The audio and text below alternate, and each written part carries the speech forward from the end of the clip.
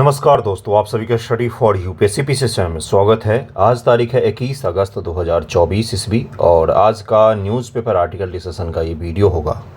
Video काफ़ी detail में होगा और बहुत सारे टॉपिक को आज हम लोग पढ़ेंगे और मैपिंग करेंगे। 2 से 3 मैपिंग करेंगे, हम लोग डिटेल में करेंगे। एक मलेशिया का भी देखेंगे, कांगो का देखेंगे और पोलैंड का देखेंगे मैपिंग। उसके अलावा जो पोलैंड, मलेशिया और कांगो से रिलेटेड करंट अफेयर होगा उसको भी पढ़ेंगे। मलेशिया भारत के संबंधों को भी डिस्कस करेंगे। लैटरल एंट्री को भी आज हम लोग पढ़ने वाले हैं। तो कई सारे ऐसी टॉपिक है जिसको आपको जानना चाहिए, पीटी मेंस के रिगार्डिंग भी और एक जागरूक नागरिक होने के नाते भी जानना चाहिए। वीडियो को अंत तक जरूर देखिएगा ताकि एक भी टॉपिक आपका छूटे ना। बीपीएससी की तैयारी अगर आप कर रहे हैं तो हमारा चैनल आपके लिए सबसे बेहतरीन कंटेंट में से एक प्रोवाइड करवाने की कोशिश करता है। कोशिश में भूल चूक होती ही है, इंसान होते हैं, ईश्वर नहीं होते हैं। क्रमागत सुधार तो किया ही है मैंने। चलिए देखिए क्या है आज का हेडलाइन के बाद हम लोग मुख्य न्यूज़ पर चलेंगे जो है लैटरल एंट्री। क्या है ये, इसको डिटेल में समझेंगे, इसके पक्ष को भी देखेंगे, इसके विपक्ष के मुद्दे को भी देखेंगे। कब लाया गया था, वीरप्पा मोइली जी की अध्यक्षता में जो सेकेंड प्रशासनिक सुधार आयोग ARC गठित किया गया था उसको भी देखेंगे हम लोग। और कब से इसकी शुरुआत हुई, क्या इसकी कमियां हैं, क्या खामियां हैं, क्यों इसको लाना चाहिए था, क्यों लाया गया था, सब कुछ को देखेंगे हम लोग। उसके अलावा हम कल मलेशिया के प्रधानमंत्री जी की भारत यात्रा हुई है तो उसको भी डिस्कस करेंगे हम लोग। देखिए लैटरल एंट्री पर हुआ क्या है अभी वर्तमान, तो आपको हेडलाइन से स्पष्ट हो गया होगा कि after backlash union government cancel lateral recruitment. UPSC को डीओपीटी मंत्रालय के मंत्री जी जितेंद्र सिंह, क्या नाम है इनका, जितेंद्र सिंह नाम है, इन्होंने यूपीएससी चेयरमैन को लेटर लिखा और ये बोला कि लैटरल एंट्री का जो आपने नोटिफिकेशन जारी कर दिया है उसको कृपया करके कैंसिल कर दिया जाए, क्योंकि प्रधानमंत्री जी चाहते हैं कि लैटरल एंट्री में सामाजिक न्याय, ध्यान से सुनिएगा हर टॉपिक को, सामाजिक न्याय, सोशल जस्टिस, इसको संपूर्ण रूप से पूर्ण किया जाए, इसका ध्यान रखा जाए लैटरल एंट्री में सामाजिक न्याय का। और प्रधानमंत्री जी चाहते हैं, जैसा लेटर में लिखा हुआ था, कि जो लैटरल एंट्री है वो समाज के सभी वर्गों को समान रूप से प्रतिनिधित्व दे। इसमें इन्होंने ये नहीं लिखा कि 2018 के पश्चात से जब से लैटरल एंट्री को फिर से शुरू किया गया, ध्यान से सुनिएगा मेरी वाक्यों को, फिर से शुरू किया गया, उससे पहले भी चल रहा था लैटरल एंट्री। बिल्कुल सही सुनने आप, कांग्रेस के समय में भी था, उस समय भी आरक्षित वर्ग को कोई लैटरल एंट्री के जरिए नहीं लाया जाता था। 2018 के बाद फिर से इसको शुरू किया गया, तो क्या उसमें सामाजिक न्याय का ध्यान रखा गया? सामाजिक न्याय है क्या गुरु? सामाजिक न्याय क्या है? रॉल्स का सिद्धांत आपने पढ़ा है पॉलिटिकल साइंस में। रॉल्स यानी कि सामाजिक न्याय और सामाजिक न्याय यानी कि रॉल्स एक थिंकर है, पॉलिटिकल थिंकर हैं, जिनका सामाजिक न्याय का सिद्धांत है। 11th की पॉलिटी की NCERT जिसमें थिंकर्स के बारे में दिया हुआ है एक NCERT में, उसको जरूर पढ़िएगा। रॉल्स का सामाजिक न्याय ये कहता है कि समाज के सबसे निम्न तबकों को, चाहे वो कौन कौन हो, भारत के पक्ष में कौन हो जाएंगे तो दलित हो जाएंगे, पिछड़ा वर्ग हो जाएगा, महिला हो जाएंगे, ट्रांसजेंडर्स हो जाएंगे। समाज के सबसे पिछड़े वर्ग लोगों को, जो समाज में पीछे रह गए हैं, उनको दूसरे वर्ग की तुलना में जो थोड़ा सा आगे है, जो मुख्य धारा का हिस्सा है, उसके तुलना में सहूलियत मिलना चाहिए, जिससे दोनों वर्ग साथ में बढ़ सकें। यही सामाजिक न्याय का मूल सिद्धांत है। भारत में अगर सामाजिक न्याय के थिंकर्स की हम लोग बात करेंगे तो डॉक्टर अंबेडकर का जो सामाजिक न्याय है वो सबसे ज़्यादा बहुचर्चित भारत के परिप्रेक्ष्य माना जाता है।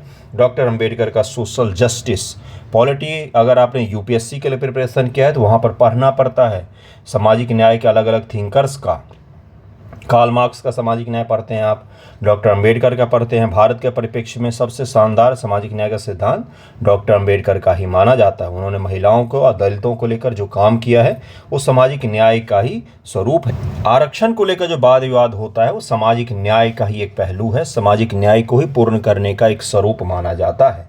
न्याय का मतलब इक्वालिटी नहीं होता है। मेरी बातों को ध्यानपूर्वक सुनिएगा, इसको लिखिएगा आप जब भी जरूरी हो। न्याय का मतलब समान नहीं होता है। समान का मतलब इक्वल डिस्ट्रीब्यूशन नहीं होता है, ध्यान से सुनिएगा। समानता का मतलब इक्वल डिस्ट्रीब्यूशन नहीं होता है। समान रूप से वितरण का मतलब समानता नहीं होता है। समानता का मतलब क्या होता है? जिसको जितना आवश्यकता उसको उतना मिले, यही कहलाता है न्याय। और यही कहलाता है क्या? तो सोशल जस्टिस की अवधारणा यहीं से शुरुआत होती है। जिसको जितनी आवश्यकता का तात्पर्य क्या है? बड़ा ही छोटा सा एग्जाम्पल से आप समझ जाएंगे। एक छोटा सा बच्चा है 2 वर्ष का, उसको भी आपने 4 रोटी दे दिया खाने का, और आप हैं मान लीजिए 25 वर्ष के, आपको भी 4 रोटी दे दिया, तो आप भूखे रह जाएंगे, ये खा खा के परेशान हो जाएगा। ये क्या है? तो ये इक्वल डिस्ट्रीब्यूशन तो हुआ, लेकिन यहाँ पर क्या हुआ? तो जस्टिस नहीं हुआ। इसको तो 1 रोटी से ही काम चल जाएगा या आधी से ही काम चल जाएगा, जबकि इस 25 वर्ष को कम से कम 5 से 6 रोटी चाहिए होगी। तो ये क्या है? तो जिसको जितनी ज़रूरत उस हिसाब से उसको डिस्ट्रीब्यूशन, इसी को कहा जाता है बेसिक सिद्धांत। तो लैटरल एंट्री किस प्रकार से इसका उल्लंघन कर रही थी, इसको हम लोग शुरुआत करते हैं, देखते हैं, समझते हैं। कॉन्सेप्ट पर ध्यान दीजिएगा। फैक्ट तो आपको सभी लोग पढ़ा ही रहे होंगे, केवल फैक्ट से नहीं काम चलता है। सोशल जस्टिस की अवधारणा को अगर लैटरल एंट्री से जोड़कर पूछ लिया गया यूपीएससी मेंस में भी, तो वहाँ पर आप लिख सकें, इसलिए आपको इतना सारा कुछ मैंने बताया है। जब भी आपको सोशल जस्टिस की बात आए तो रॉल्स की चर्चा जरूर कीजिएगा, पढ़ लीजिएगा। 11th की एनसीईआरटी में रॉल्स का छोटा सा ही पैराग्राफ बनाकर दिया हुआ है, लेकिन शानदार अद्भुत दिया हुआ है। चलिए देखिए लैटरल एंट्री क्या है और कहाँ कहाँ से मैंने इसको जोड़ा है, कितने सारे पक्षों से जोड़ा है। मैंने आपको न्याय समझाया है, सोशल जस्टिस समझाया है, रॉल्स की चर्चा की है मैंने, डॉक्टर अंबेडकर का सामाजिक न्याय के सिद्धांत की चर्चा की है, यूपीएससी में क्या सवाल पूछेगा, पीटी में क्या पूछेगा, अब ये फैक्ट्स में हम लोग देखते हैं। ओके, देखिए क्या है सिविल सेवा में पार्श्व प्रवेश, लैटरल एंट्री। अगर ये शब्द आपको क्लियर नहीं हो रहा हो तो मैं आपको समझा देता हूँ। जैसे भारत का सिविल सर्विसेज है, ठीक है, एक माध्यम क्या है इसमें बंद हो जाने का? एक है कि यूपीएससी का एग्ज़ाम दें, आप पीटी दें, मेंस दें, फिर इंटरव्यू दें, फिर जाके आप इसमें प्रवेश करते हैं सिविल सर्विसेज में, फिर आप यहाँ पर पहुँचे। पहला तरीका ये होता है, ठीक है। लैटरल एंट्री क्या होता है? ना तो आपको पीटी देना है, ना मेंस देना है, केवल यूपीएससी एक नोटिफिकेशन निकालेगी, उसके बाद आपका इंटरव्यू होता है और आपका एंट्री हो जाएगा। उस इंटरव्यू में भी सरकार अगर चाहे तो उसको बाईपास करवा सकती है। यूपीएससी आपको नोटिफिकेशन निकाल दी, आपका कैंडिडेचर चेक करती है कि आपका क्या अनुभव रहा है, लेकिन इसका मतलब क्या किसी को भी ले लिया जाता है? देखिए अगर मैं थियोरेटिकली जाऊँ तो ऐसा नहीं है, किसी को भी नहीं लिया जाता है। अगर मैं थ्योरेटिकली जाऊं तो, सिद्धांततः जाऊं तो किसी को भी नहीं लिया है, तो उसका प्रॉपर चेक होता है कि आपका किस वर्ग में, किस चीज़ में अनुभव है आपका। जैसे मान लीजिए सड़क परिवहन जो मंत्रालय है उसके लिए ज्वाइंट सेक्रेटरी पद का निकला लैटरल एंट्री को लेकर, जैसे यूपीएससी ने निकाला था नोटिफिकेशन।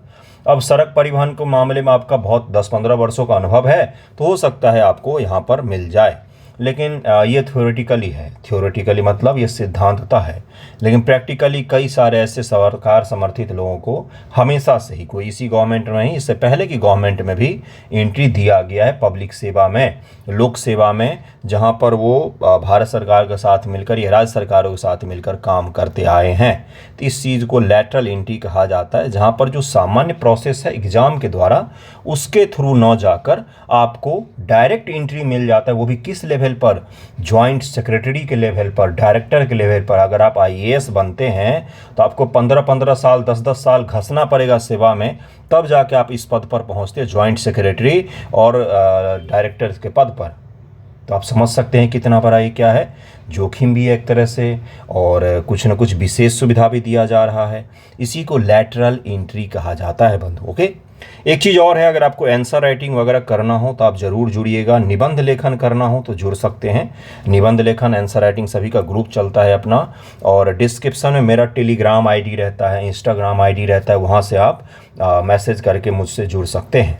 उसके अलावा यूट्यूब पर भी ज्वाइन बटन होगा, सब्सक्राइब के बटन बगल में, वहाँ से आप एस्पिरेंट का ज्वाइन अगर करते हैं तो भी आपको ऐड कर दूंगा मैं पीडीएफ ग्रुप में और आंसर राइटिंग ग्रुप में। ओके, एस्पिरेंट का लीजिएगा, 299 पर मंथ का होगा, उससे भी आप जुड़ सकते हैं। देखिए क्या है लैटरल एंट्री।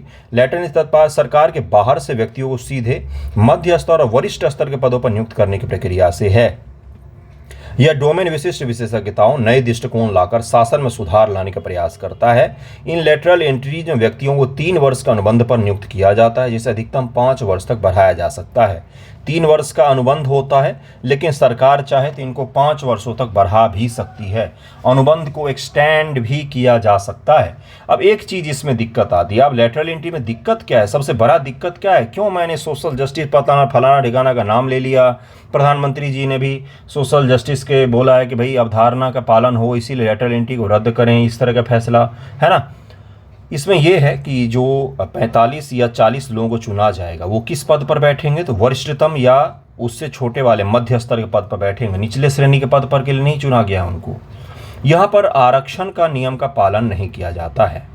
यहाँ पर ये नहीं देखा जाता है कि अगर 45 सीट है तो इसमें से भाई SC ST को भी आरक्षण मिलना चाहिए 25%, उसके अलावा 21%, उसके अलावा फिर OBC को भी आरक्षण मिलना चाहिए, EWS का होना चाहिए, महिला है कि नहीं, विकलांग है कि नहीं, ये सब चीज़ें देखी जाती है सामान्य भर्ती प्रक्रिया में, है ना।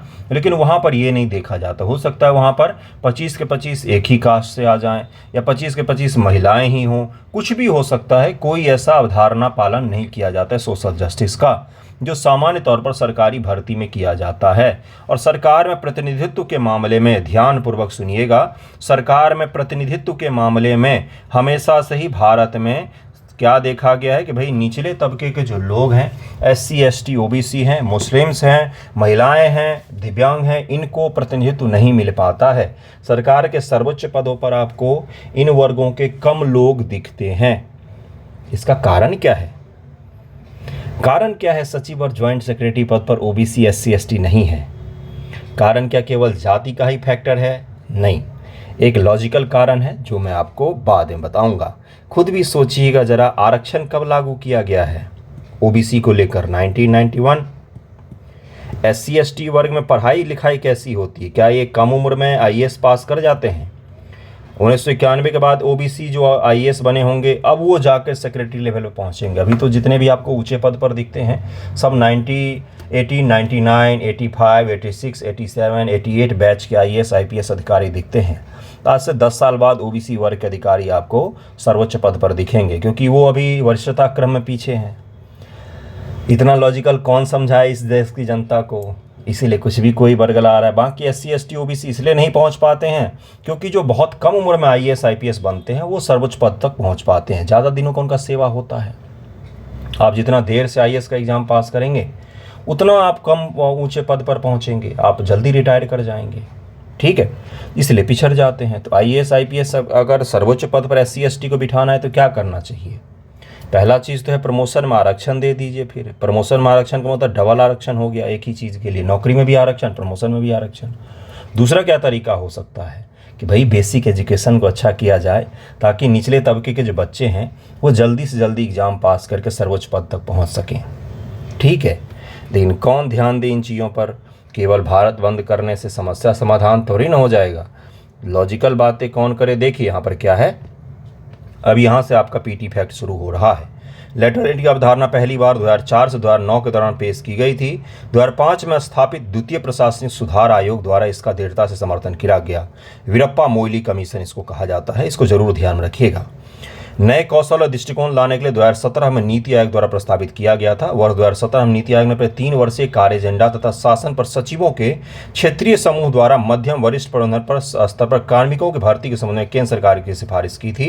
नीति आयोग ने ये रखा था 2017 में फिर से कि हमें क्या करना चाहिए, लेटरल एंट्री को बढ़ावा देना चाहिए। उस समय सरकार मेजॉरिटी में थी, इसलिए किसी ने कुछ भी बोला सरकार को कोई फर्क पड़ा ही नहीं।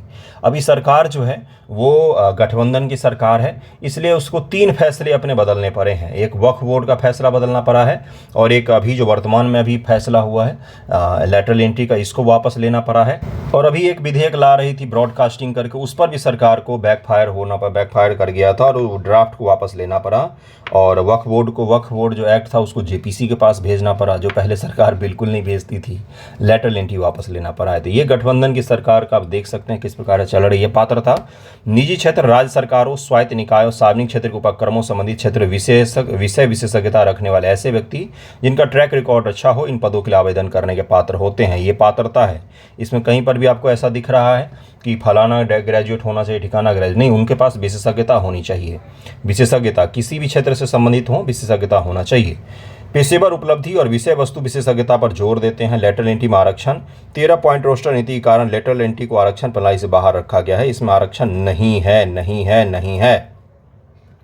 13 पॉइंट रोस्टर किसी उम्मीदवार के समूह के कोटा प्रतिशत SC ST OBC EBC गणना 100 के अंश के रूप में करके नौकरी के रिक्त पदों की सूची में उनके स्थान का निर्धारण करने हेतु विधि स्थापित करती है और इसी विधि के तहत इसमें आरक्षण को बाईपास किया गया है जानबूझकर। ओके, चूंकि प्रत्येक लेटरल नीति की स्थिति को एकल पद माना जाता है, इसलिए इसमें आरक्षण प्रणाली लागू नहीं होता है, जिससे आरक्षण दिशा निर्देशों का पालन किए बिना ही ये नियुक्तियां की जा सकती हैं। भर्ती के मौजूदा दौर में प्रत्येक विभाग के लिए अलग अलग 45 रिक्तियों का विज्ञापन किया गया है। यदि इसे एकल समूह के रूप में माना जाए तो अनुसूचित जाति, जनजाति, अन्य पिछड़ा वर्ग और आर्थिक रूप से कमजोर वर्ग के उम्मीदवारों के लिए विशिष्ट आवंटन के साथ आरक्षण लागू होगा। हालांकि रिक्तियों को अलग अलग पदों के रूप में माना जाता है। रिक्तियां जितनी भी आती नोटिफिकेशन, उन सबको एक पद नहीं माना जाता, एक साथ नहीं माना जाता है, बल्कि उनको अलग अलग पदों के रूप में, अलग अलग विभागों के रूप में माना जाता है। इसीलिए उसमें आरक्षण की प्रणाली लागू ही नहीं होती है। अब तक हुई नियुक्तियों की संख्या 2018 में लेटरल एंट्री की प्रक्रिया शुरू होने के बाद 63 व्यक्तियों को नियुक्त किया जा चुका है।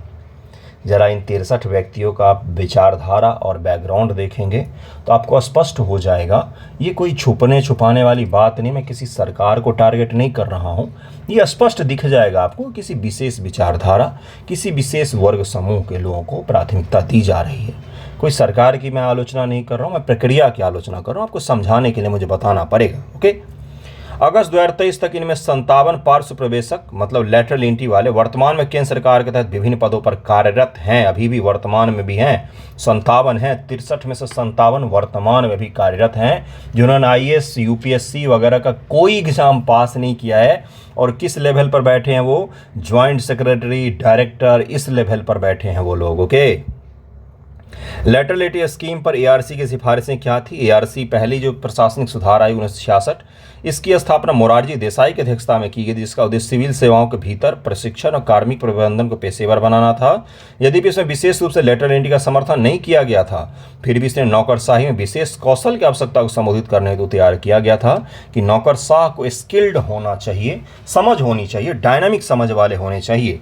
डायनामिक समझ का तात्पर्य क्या होता है? क्यों इतने सारे सब्जेक्ट हैं UPSC में या PCS BPSC एग्जाम वगैरह जो होती है, इसमें इतने सारे सब्जेक्ट क्यों डाले जाते हैं?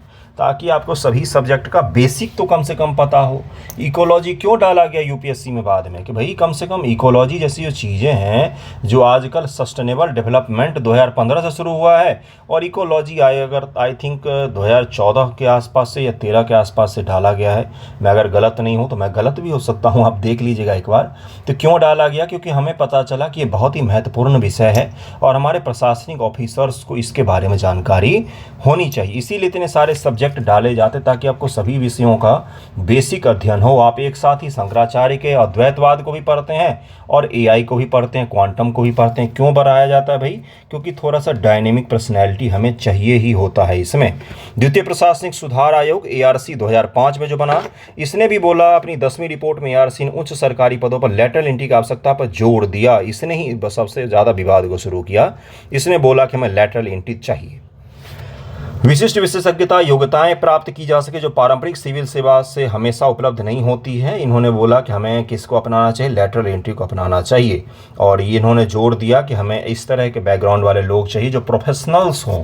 प्रोफेशनल मतलब सड़क निर्माण को लेकर एक कलेक्टर साहब की कितनी अनुभव है पता नहीं, लेकिन हो सकता है जिसने उस फील्ड में किसी कंपनी में काम किया हो, उसको अनुभव हो, तो हम उसको क्यों ना इस पद पर बिठा दें। इस चीज़ के कारण से यही लॉजिक था पहले लेटरल एंट्री को लाने को लेकर। आयु आधारित नियुक्ति से लेकर निश्चित कार्य प्रणाली तक नौकरशाही में सामाजिक न्याय सुनिश्चित करना। वर्तमान में शीर्ष नौकरशाही पदों संयुक्त सचिव, निदेशक, उप सचिव आदि में SC ST का अधिकारी केवल 4% और 4.9% हैं। कितना परसेंट? 4% और 4.9%। जबकि SC ST का आरक्षण तो आज़ादी के पश्चात से ही लागू है, उससे पहले भी लागू था, है ना। लेकिन वो क्यों नहीं पहुंच पाए हैं? क्योंकि या तो सरकार उनको पद नहीं देती है, या तो उनका सिलेक्शन देर से होता है, वरिष्ठता के क्रम में वो पीछे रह जाते हैं। यही तो दो मुद्दा हो सकता है। तो सरकार को क्या प्रमोशन में आरक्षण देना चाहिए?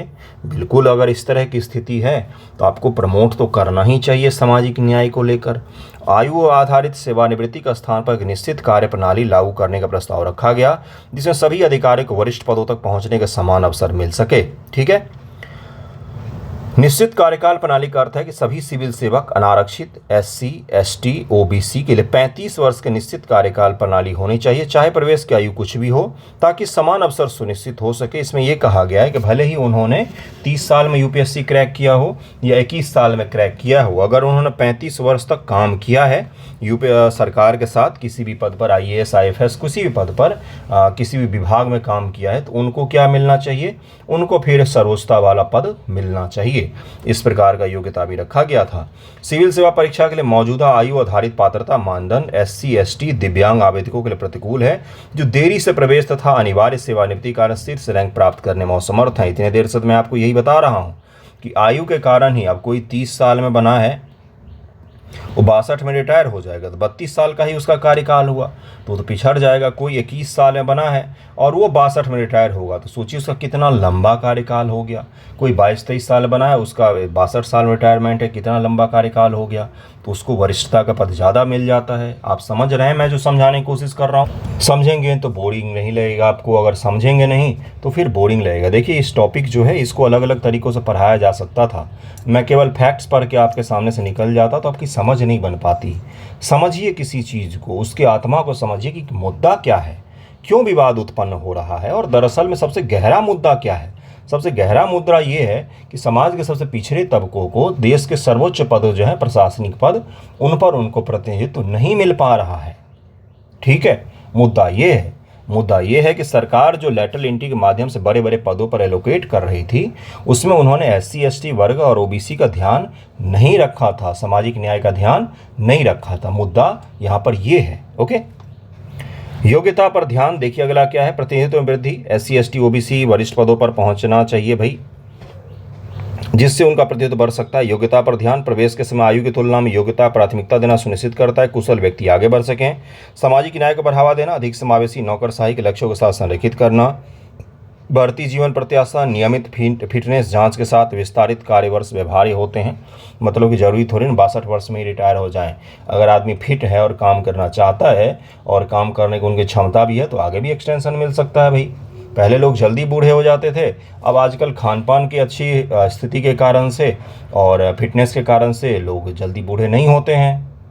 किसकी बात मैं कर रहा हूँ? जो इन पदों पर लोग होते हैं, बड़े बड़े लोग, उनकी बातें कर रहा हूँ। आपकी और हमारी बातें नहीं कर रहा हूँ। आपको और हमें गेट की एंट्री भी नहीं मिलेगी। विपक्ष में तर्क क्या है? आयु संबंधी चिंताएं। कार्यकाल बढ़ने से 70 वर्ष की आयु तक सेवारत अधिकारियों को संभावित रूप से 67 वर्ष की आयु से सेवानिवृत्ति सुनिश्चित करने के लिए आयु सीमा कम करने की आवश्यकता हो सकती है। परिवर्तन का भी प्रतिरोध है और राजनीतिक मुद्दे भी हैं। अब हम इस पर समझते हैं कि भाई लेटरल एंट्री के पक्ष और विपक्ष में क्या तर्क हो सकते हैं। विशिष्ट कौशल और विशेषज्ञता मिल सकती है पक्ष में, भाई हमें बहुत अच्छे स्किल्ड लोग मिल सकते हैं। नवाचार और सुधार मिल सकता है, नए फ्रेश माइंड आ जाएंगे एकदम से और सुधार कर देंगे अचानक से। अंतराल को भरना, जैसे मान लीजिए 1500 IAS अधिकारी की कमी वर्तमान में देश में चल रही है, अब UPSC निकालती है जिसमें 100 IAS के पद होते हैं। इतना सारा जो गैप रह सकता है उस अंतराल को भर सकते हैं। कार्य संस्कृति में बदलाव आ सकता है। प्रोफेशनल लोग आएंगे जिन्होंने सरकार के साथ काम नहीं किया, उन्होंने प्राइवेट सेक्टर में काम किया है और उनको प्राइवेट सेक्टर में काम करने की अनुभव है, तो उनको थोड़ा सा वर्क प्लेस को बदल देंगे, वो थोड़ा सा कार्य के माहौल को, वर्क की संस्कृति को बदल देंगे। सहभागी शासन भी होगा, सभी को लेकर साथ में चल सकते हैं।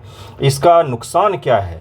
अल्पावधि 3 या 5 साल के लिए कोई व्यक्ति आएगा तो सोचेगा काम करे कि एंजॉय करें, सरकारी शासन का सुख भोग लें कि काम करे। 3 या 5 साल का है और उसका जवाबदेही क्या होगा? निष्पक्षता और तटस्थता बनाए रखना बहुत बड़ी चिंता की बात होगी भाई। सरकार समर्थित तो सारे लोग आ जाएंगे तो फिर क्या हो जाएगा बताइए। अस्थायी अधिकारियों के मनोबल और प्रभाव। अब कोई व्यक्ति बोलेगा कि हम 15-20 साल से IAS के पद पर घस रहे हैं और हम सर्वोच्च पद पर पहुंच ही नहीं सकते, तो काहे का काम करना? फिर छोड़ क्यों ना दे, फिर जाके कोचिंग में क्यों ना पढ़ा लें, जो आजकल पढ़ा रहे हैं ना लोग, उसी की बात कर रहा हूँ। योग्यता आधारित नियुक्ति में संभावित कमी हो सकती है। ये क्या है? तो मुख्य रूप से विपक्ष के पॉइंट हैं। और बाह्य सिंड्रोम, परंपरागत नौकरशाही में पदानुक्रम व्यवधान की चिंता के कारण पार्श्व प्रवेशकों का विरोध हो सकता है, उन्हें बाहरी व्यक्ति के रूप में देखा जा सकता है। वरिष्ठ पदों के लिए अनुभव की आवश्यकता, अस्थायी प्रणाली में आईएएस अधिकारियों को 17 वर्षों की सेवा के बाद संयुक्त सचिव पद पर पदोन्नति मिलता है।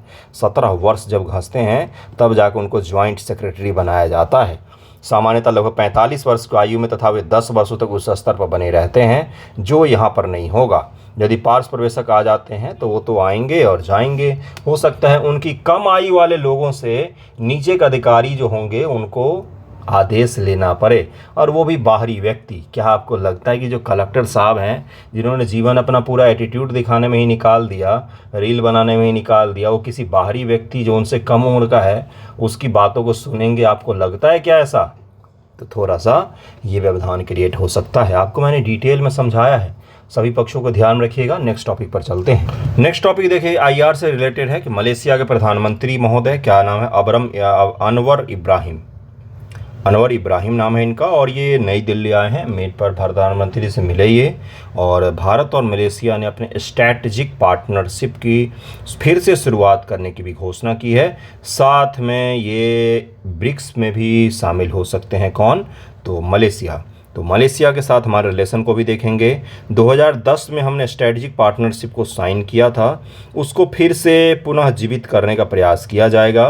बीच में इब्राहिम सोलेह, आई थिंक, हाँ, वो प्रधानमंत्री जब बने थे मलेशिया के, तब हमारे रिलेशन थोड़े से ख़राब हो गए थे, क्योंकि वो कश्मीर सहित जो भारत के सीए है इन सब मुद्दों पर वो कमेंट करने लग गए थे। और मलेशिया, पाकिस्तान, तुर्की, ये सब मिलकर एक अलग इस्लामिक गुट का निर्माण कर रहे थे, तो इसके कारण से हमारे रिलेशन में थोड़ा सा प्रभाव पड़ गया था। उसके अलावा जो जाकिर नाइक का नाम आपने सुना होगा, उसको भी मलेशिया ने संरक्षण दे रखा, भी वहीं पर रहता है वो। जाकिर नाइक को भारत में वांटेड घोषित किया गया था, क्योंकि उसने रेडिकलिज्म को बढ़ावा दिया था। भारत में रेडिकल कट्टरपंथी विचारधारा को बढ़ावा देने में उसका नाम आया था, फिर भाग के वो मलेशिया चला गया था।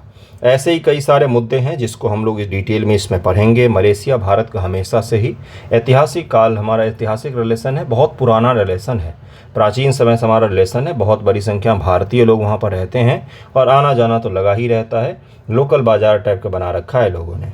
और आसियान जो समूह है, आसियान समूह में भी मलेशिया हमारा बहुत ही ज़्यादा इम्पॉर्टेंट पार्टनर है। आसियान के सभी देशों के साथ हमारे रिलेशन अच्छे हैं, लगभग सभी के साथ हमारे रिलेशन अच्छे हैं।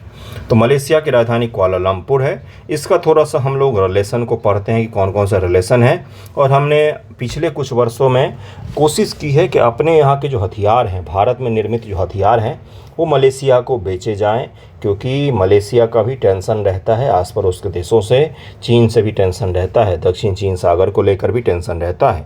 तो ज़रा इस रिलेशन को हम लोग समझते हैं कि क्या है, कब शुरुआत हुई थी फॉर्मल रिलेशन की, कौन कौन सा भी वर्तमान मुद्दे हैं, क्या क्या उसका समाधान हो सकता है, किन क्षेत्रों में हम लोग आगे बढ़ रहे हैं।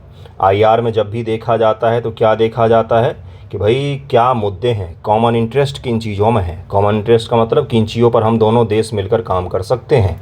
कॉमन कन्फ्लिक्ट का इशू क्या है, क्या कॉमन शत्रु है, अगर कॉमन शत्रु है तो मित्रता और प्रगाढ़ हो जाती है। इन सभी चीज़ों को भी हम लोग देखेंगे। देखिए क्या है भारत और मलेशिया का रिलेशन। भारत मलेशिया रक्षा सहयोग से शुरू करेंगे। भारत ने स्वदेशी लड़ाकू विमानों के साथ साथ मलेशिया द्वारा संचालित रूसी मूल के सुखोई 30 MKM विमान के रखरखाव के दोहरे पैकेज की पेशकश की थी 2022 में। ठीक है, मलेशिया का ये मैप देखिए पहले, ये बोर्नियो आइलैंड है, ये ब्रुनोई देश है, बोर्नियो आइलैंड है, ये पूरा आइलैंड जो है इसको बोर्नियो कहा जाता है, ब्रुनोई देश है। मलेशिया ये है, ये पूरा पेनिनसुला दिख रहा है आपको, पेनिनसुला यानी कि 3 तरफ से पानी से घिरा हुआ है ये, इसीलिए इसको प्रायद्वीप कहा जाता है। ये प्रायद्वीप है, ये आपको दिख जाएगा। यहाँ पर छोटा सा ये देखिए सिंगापुर है, ये रहा सिंगापुर, ये रहा छोटा सा, है ना। तो ये मलेशिया है, इसकी राजधानी कुआलालंपुर है। ये साउथ चाइना सी है, ये भी मलेशिया का ही हिस्सा है। तो मलेशिया कहाँ पर है, तो यहाँ पर भी है, इस पेनिनसुला पर भी है, और यहाँ पर भी है। ठीक है, बोर्नियो आइलैंड पर भी है ये, और आसियान में सबसे प्रमुख देशों में से एक है। बहुत ही ज़्यादा डायनेमिक कल्चर है, और बुद्ध वगैरह के कारण से और भी भारतीय कल्चर के प्रभाव के कारण से हमेशा से हमसे जुड़ा हुआ है।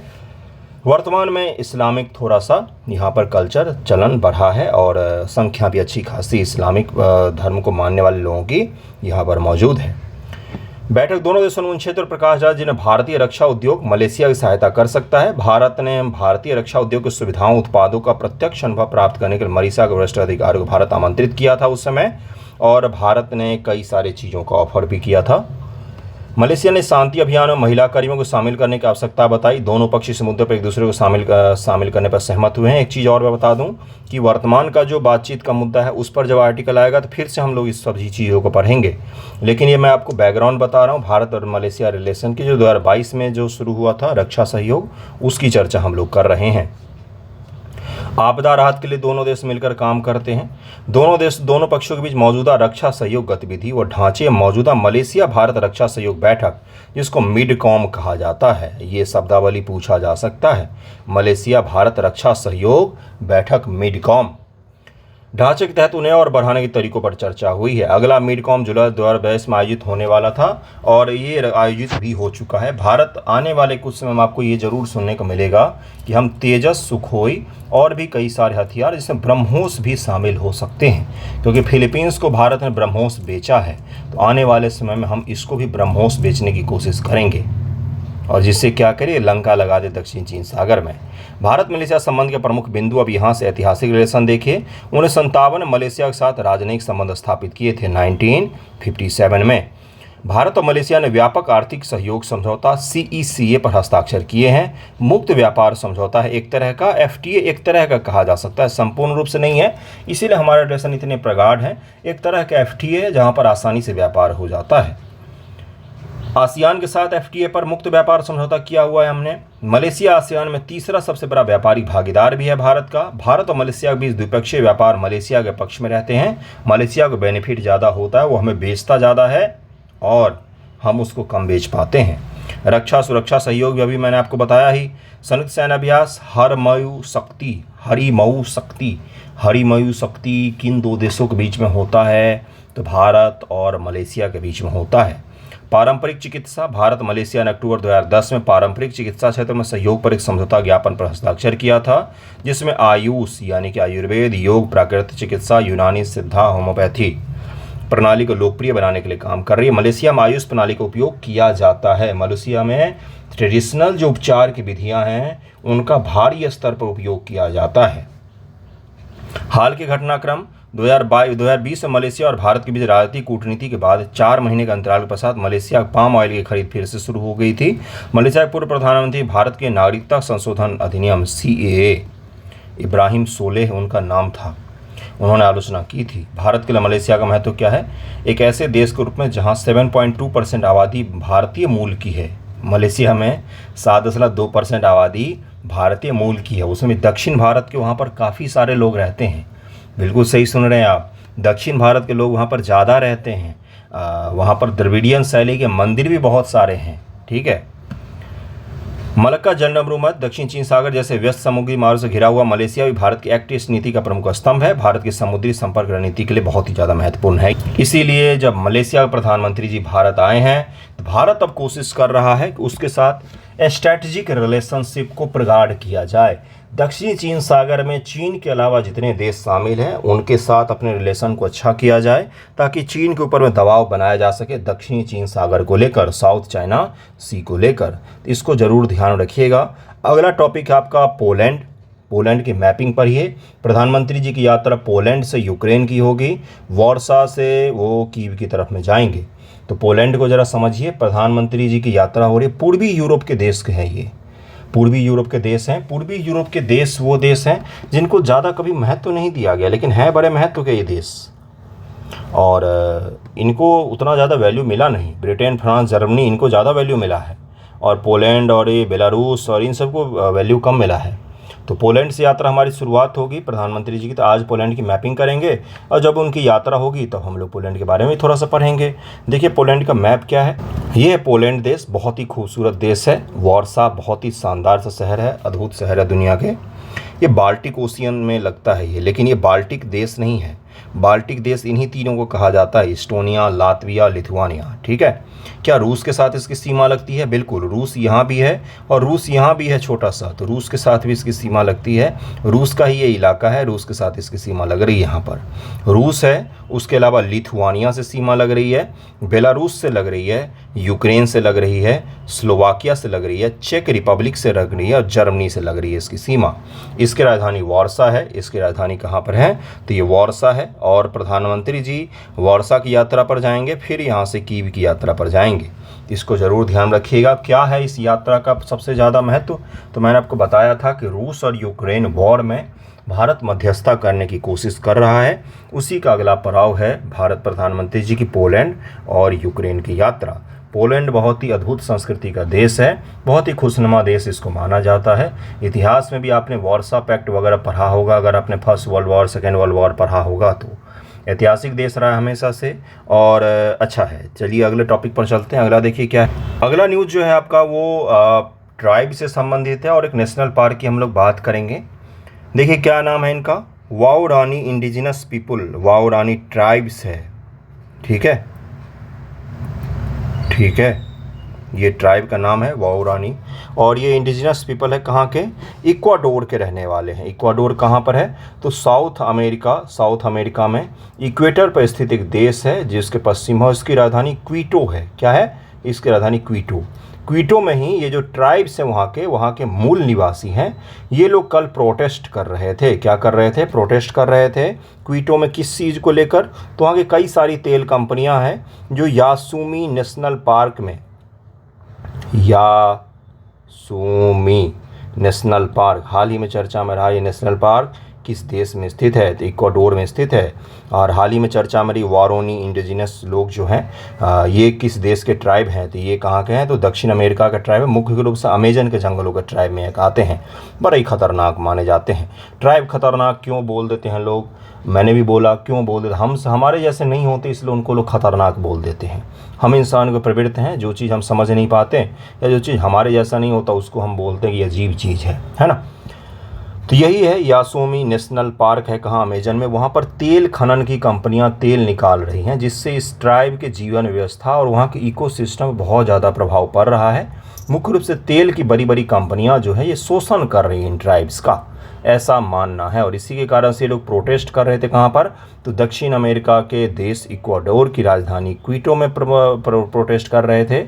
और इक्वेटर गुजरता है कहाँ से? तो इक्वाडोर से। विषुवत रेखा पर स्थित ये देश है, छोटा सा देश है, दक्षिण अमेरिका के उत्तर पश्चिम में स्थित है। ये आपको दिख जाएगा मैप पर। नेक्स्ट टॉपिक पर चलते हैं।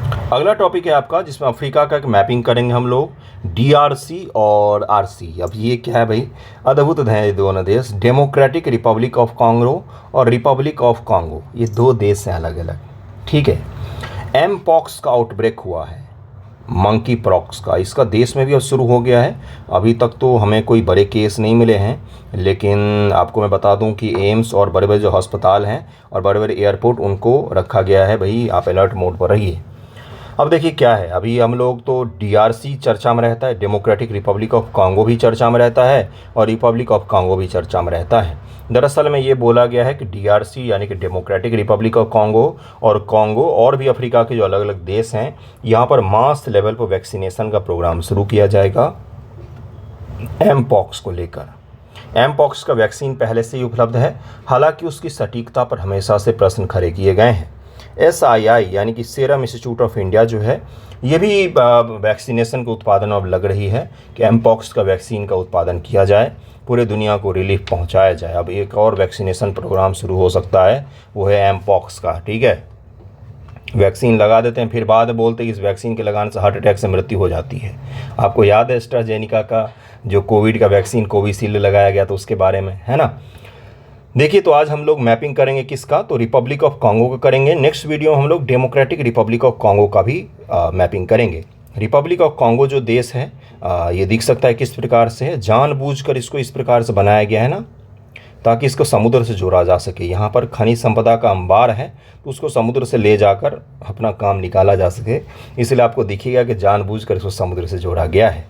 इसके अगल बगल के देश कौन कौन से हैं? तो यहाँ पर गैबोन दिखेगा, कैमरून दिखेगा, सेंट्रल अफ्रीकन रिपब्लिक दिखेगा, यहाँ पर आपको डेमोक्रेटिक रिपब्लिक ऑफ कॉन्गो दिखेगा, DRC कहा जाता है इसको।